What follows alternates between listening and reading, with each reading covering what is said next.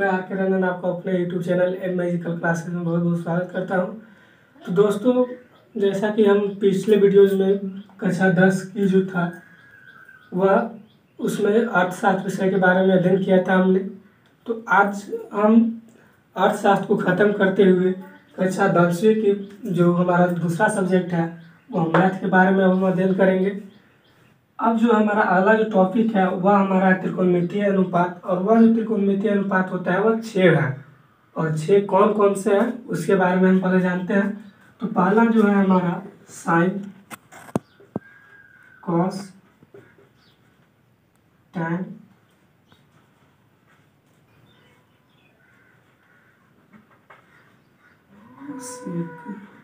सेक और कॉट। ये हमारा त्रिकोणमितीय अनुपात जो है साइन, कॉस, टैन, कोसेक, सेक और कॉट, ये सिर्फ एक फॉर्म में है। लेकिन जब हम इस बात की है कि इसमें हम भुजाओं और कोण का बीच के संबंध को अध्ययन करेंगे, जब कोण की बात आती है तो वहाँ पर हमें थीटा दे देते हैं सभी में। तो यह हो जाता है sine theta, cos theta, tan theta, cosec theta, sec theta और कॉट थीटा। यह जो हमारा थीटा है यह कोण को डिनोट करता है, एंगल को। ये जितने भी सब में जो थीटा लगे हुए हैं वो हमारा कोण को डिनोट करते हैं। और ये हमारा 6 त्रिकोणमितीय रेशियो होते हैं, त्रिकोणमितीय अनुपात होते हैं। अब ये जो हम 6 देख रहे हैं, ये 6 जो जिसमें जो 3 तो हैं एक दूसरे के उल्टे होते हैं। उल्टा कौन होता है उसके बारे में भी जान लेते हैं। देखिए, ये जो साइन थीटा है, कॉस थीटा और टैन थीटा, यह कोसेक थीटा के उल्टा होता है।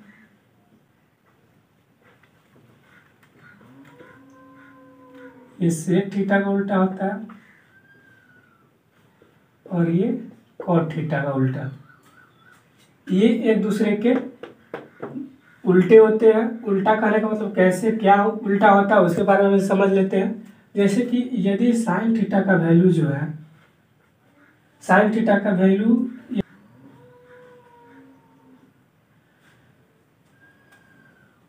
अगर साइन थीटा का वैल्यू p/h है, ये जो साइन थीटा है इसका अगर जो हमारा मान आता है वो p/h है, तो वही वैल्यू कोसेक थीटा का जो होगा इसके उल्टा हो जाएगा। मतलब ये h जो है वह ऊपर चला जाएगा और p नीचे आ जाएगा।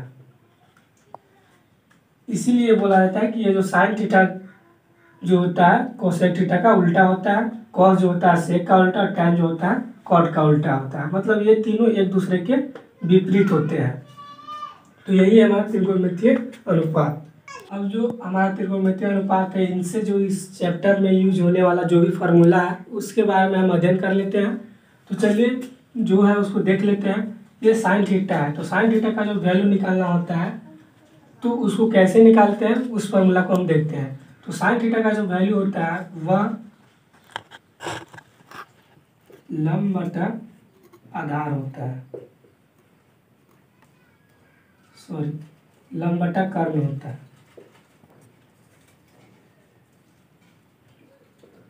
मतलब जो लंब होगा P और ये H।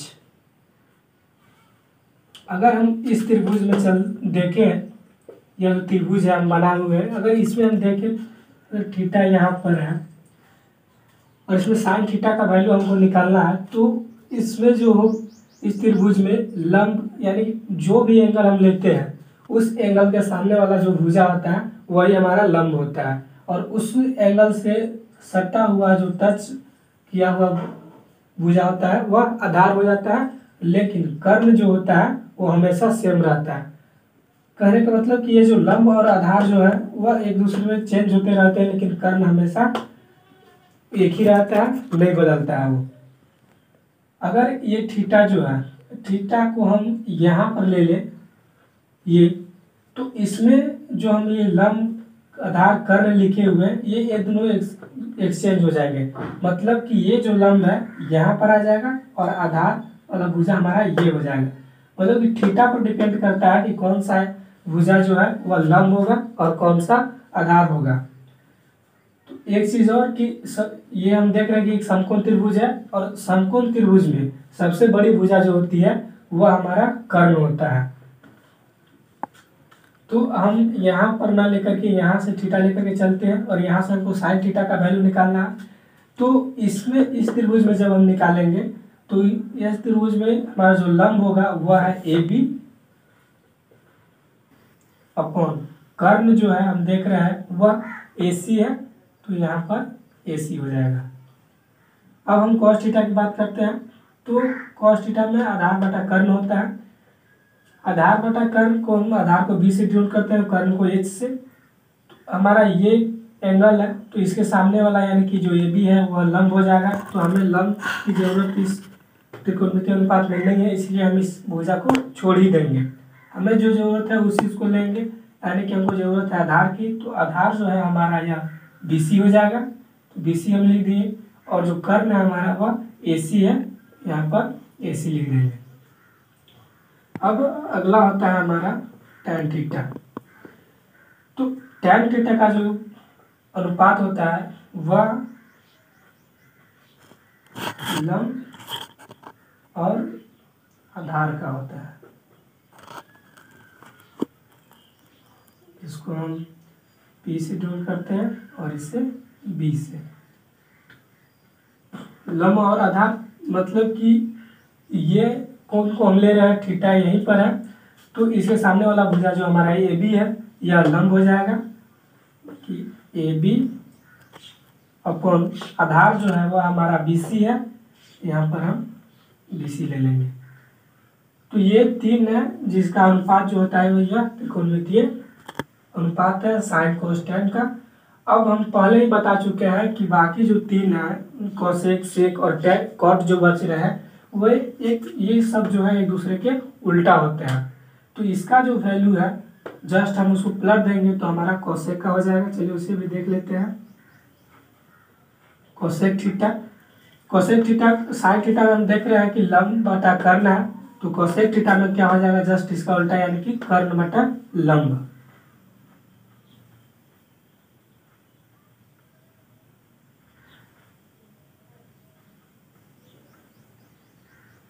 कर्ण बटा लंब हो जाएगा H अपॉन P। इसी तरह से कॉस यानी कि यह जो होता है कोसेक थीटा का हो जाएगा, सॉरी सेक थीटा का। जो आधार बटा कर्ण होता है यह हो जाएगा हमारा कर्ण बटा आधार।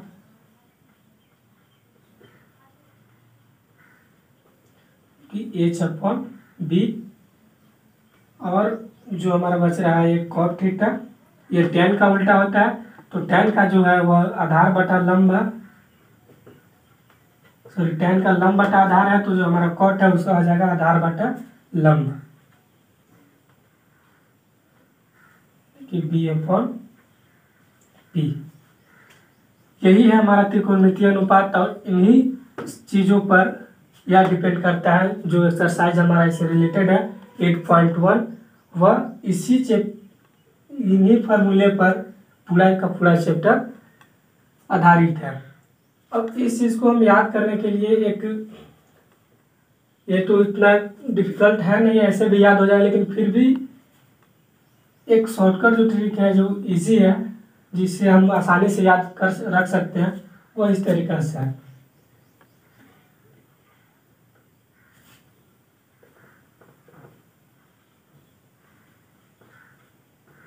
ये कहीं कोई बुक में नहीं है, ये बस हम लोग को आसानी हो इसके लिए इस चीज़ को हम लोग यूज़ करते हैं। ये लंब आधार लंब हो जाता है, ये एस जो है वह हाइपोटेनस यानी ये कर्ण को डिनोट करता है, और ये साइन कॉस टैन। अगर इन तीनों का याद है तो हम ये जो बाकी तीन बच रहे हैं कोसेक सेक और कोट उसको हम खुद से लिख सकते हैं। तो इसको बोले तो पंडित बद्री प्रसाद हर हर बोल सोना चांदी तोले। कैसे ही ये याद करने के लिए हमें आसानी से याद रहे इसलिए हम इसका यूज़ करते हैं। इसको कैसे समझते हैं उसको ये जो साइन एस जो हम देख रहे हैं इसके सामने एस से हम साइन को डिनोट करते हैं, साइन समझते हैं और इसे बटा में कर देते हैं, यानी कि साइन का जो होता है वह P/H होता है, यहाँ पर हम लिखे हुए हैं। और सी से डिनोट करते हैं कॉस को, ये भी बटा में हो जाता है, यानी कॉस का जो वैल्यू होता है वह B/H होता है, यहाँ पर है। और टैन से डिनोट करते हैं हम, सॉरी टी से डिनोट करते हैं टैन को, और टैन का जो वैल्यू होता है P/B होता है, वो दिया हुआ है। तो इससे हम इस चीज़ को थोड़ा सा इजीली फॉर्म में समझ सकते हैं, इजी से याद रख सकते हैं। और जब ये तीनों याद है तो इससे हम आसानी से समझ सकते हैं अपने आप।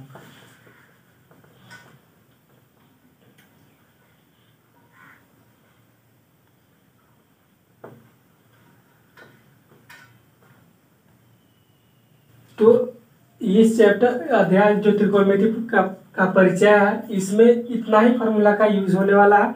बाकी इसी चीज़ से हम जो रिलेटेड एक्सरसाइज है उसके बाद उसको सॉल्व करेंगे।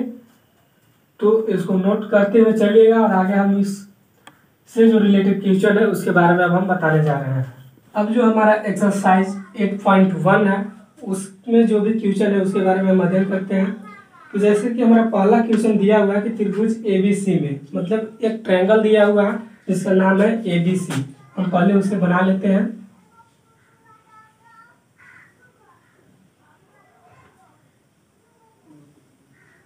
ट्रायंगल ABC,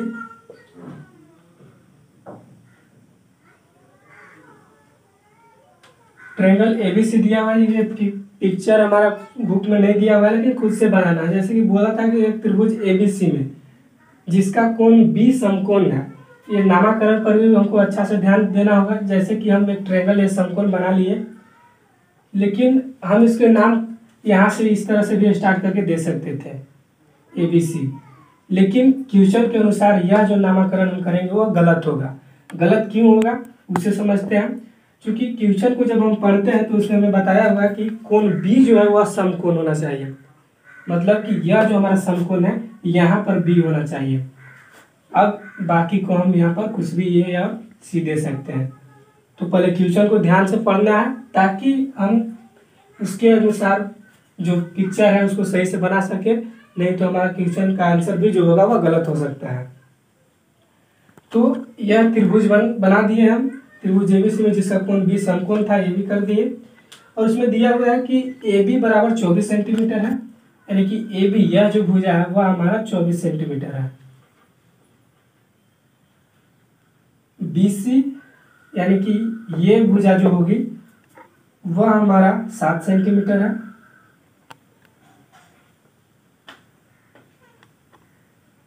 तो निम्नलिखित का मान ज्ञात करना है, यानी कि क्वेश्चन में हमारा इतना ही दिया हुआ है। अब बोल रहा है कि जो हमारा पहला क्वेश्चन है वह है कि साइन A और कॉस A। क्वेश्चन नंबर 2 है साइन C और कॉस C। इन चार जो त्रिकोणमितीय अनुपात है इन सबका वैल्यू हमें निकालना है इस फिगर के अनुसार। तो कैसे होगा चलिए इस चीज को हम देखते हैं, समझते हैं। तो हमें कैसे इसको सॉल्व करें यदि हमको कुछ भी समझ में नहीं आ रहा है। जैसे कि ये हमारा क्वेश्चन यहाँ पर दे दिया हुआ है और हम ये भी कंफर्म नहीं हो पा रहा है कि इसका जो शुरुआत है कहाँ से करें, कैसे करें। तो चलिए पहले देखते हैं कैसे करना है हमको शुरुआत, कैसे किस चीज़ की आवश्यकता पड़ेगी उसको हम कैसे ढूंढेंगे। तो इसलिए हम मान लीजिए इसका वैल्यू हम निकालने जा रहे हैं। हम साइन A का वैल्यू निकालना चाहते हैं। तो सबसे पहले तो हम पीछे जब बता रहे थे तो वहाँ पर A के स्थान पर थीटा लिए हुए थे, तो उससे कोई कंफ्यूज होने की आवश्यकता नहीं है। थीटा हो या ये हो, ये सिर्फ हमें एंगल को ही डिनोट करता है। तो अगर हम साइन A का वैल्यू निकालना चाहते हैं तो हमको सबसे पहले मालूम होना चाहिए कि साइन A यानी साइन थीटा का जो फार्मूला होता है वह क्या होता है। तो हम इसके अनुसार देख सकते हैं कि साइन थीटा का जो फार्मूला होता है वो P/H होता है, यानी कि लंब बटा कर्ण होता है। ये P/H हो गया। तो अब हमको इसका वैल्यू निकालने के लिए लंब और कर्ण की आवश्यकता पड़ रही है। तो लंब और कर्ण की जब आवश्यकता पड़ रही है तो इसमें जो हमारा दिया हुआ है उसमें देख रहे हैं कि हमारा लंब तो दिया हुआ है, लेकिन यह कर्ण यानी एस का जो वैल्यू है वह नहीं दिया हुआ है। एस का वैल्यू नहीं दिया हुआ है, तो हमें इसको निकालने के लिए पहले इस चीज़ को ढूंढना होगा।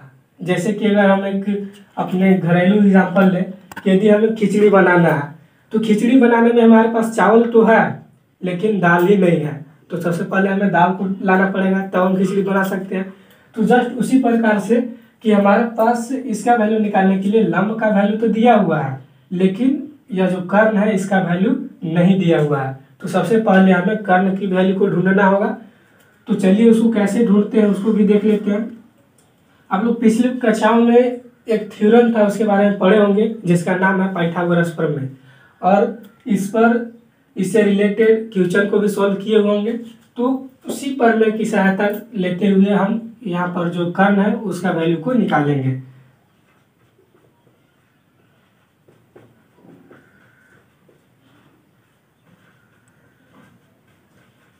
ये हमारा पाइथागोरस प्रमेय है।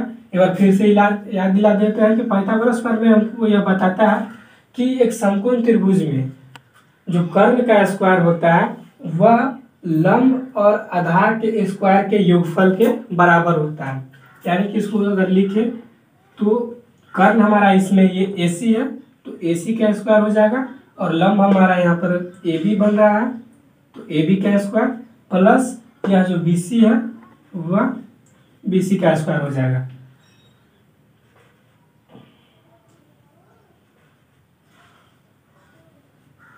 यह हमारा पाइथागोरस प्रमेय करता है। तो अब देख रहे हैं कि AB AC क्या है, यहाँ पर H दिया हुआ है, AC है। AC को हमको निकालना फाइंड करना है, नहीं दिया हुआ है। AB इसमें दिया हुआ है कितना है 24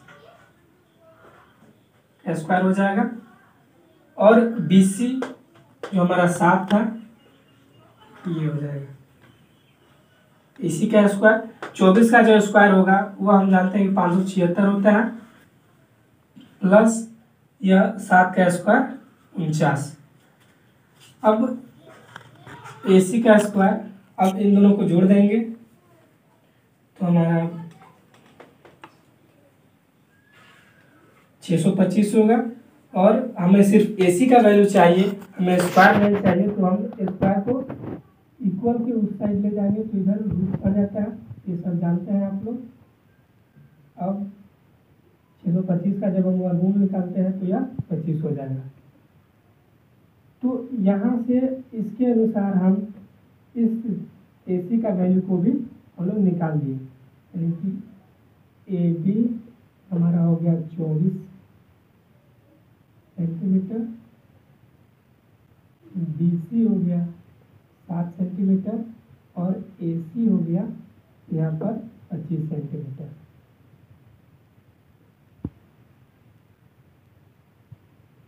ये हमारा इसमें अब सभी तीनों भुजाओं का जो वैल्यू है मान है हम उस चीज़ को निकाल लिए।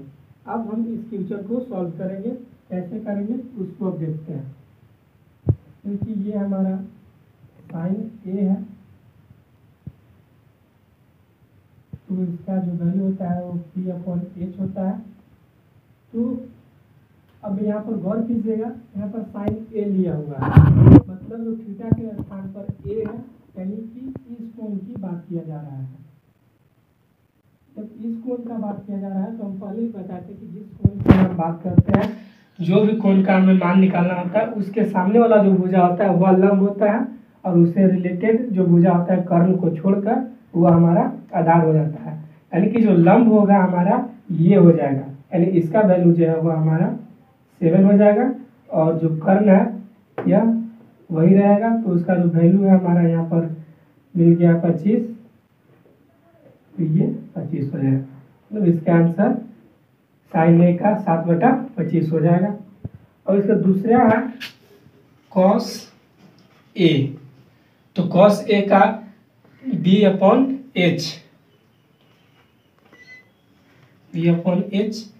यहाँ भी ए लिया हुआ है, यानी कि ये तो हमारा लंब हो जाएगा और आधार जो होगा ये होगा, यानी कि इसका जो वैल्यू है वह 24 और कर्ण कभी भी नहीं बदलता है, वह सेम रहता है, तो ये हो जाएगा 25। अब इसका भी वैल्यू हो गया। अब जब हम इन दोनों क्वेश्चन को देखते हैं तो सेम ही नजर आता है, बस एक एंगल का चेंजेस है, जैसे कि यहाँ पर भी साइन ए है और यहाँ साइन सी है, लेकिन दोनों जगह ही है साइन। तो आखिर अंतर क्या है इन दोनों में, अब हम इसको समझते हैं। जैसे कि यहाँ पर एंगल साइन ए लिया हुआ था, एंगल ए था, लेकिन अब जो है हमारा इस कोण की बात कर रहा है, इसको अब हम मिटा देते हैं। साइन सी का है मतलब यहाँ इस कोण की बात कर रहा है, तो वो कैसे होगा उसको देखते हैं। साइन सी फॉर्मूला भी वही रहेगा जो हमारा होता है P/H, यही रहेगा, लेकिन इसमें अंतर क्या होगा, चेंजेस क्या होगा उसको हम देखते हैं। जैसे जब इस कोण की अब बात कर रहा है तो हमारा जो लंब होगा अब ये हो जाएगा और आधार ये हो जाएगा। तो इस क्वेश्चन को जब हम सॉल्व कर रहे हैं तो लंब ये हो रहा था, आधार ये हो रहा था, लेकिन अब जब हम एंगल सी को लेते हैं तो लंब ये हो जाएगा और आधार ये होगा, यानी कि लंब जो होगा हमारा 24 हो जाएगा और आधार 7 हो जाएगा। इसी प्रकार से इसे भी हम कर सकते हैं कि cos c equal to cos का जो वैल्यू होता है b/h होता है,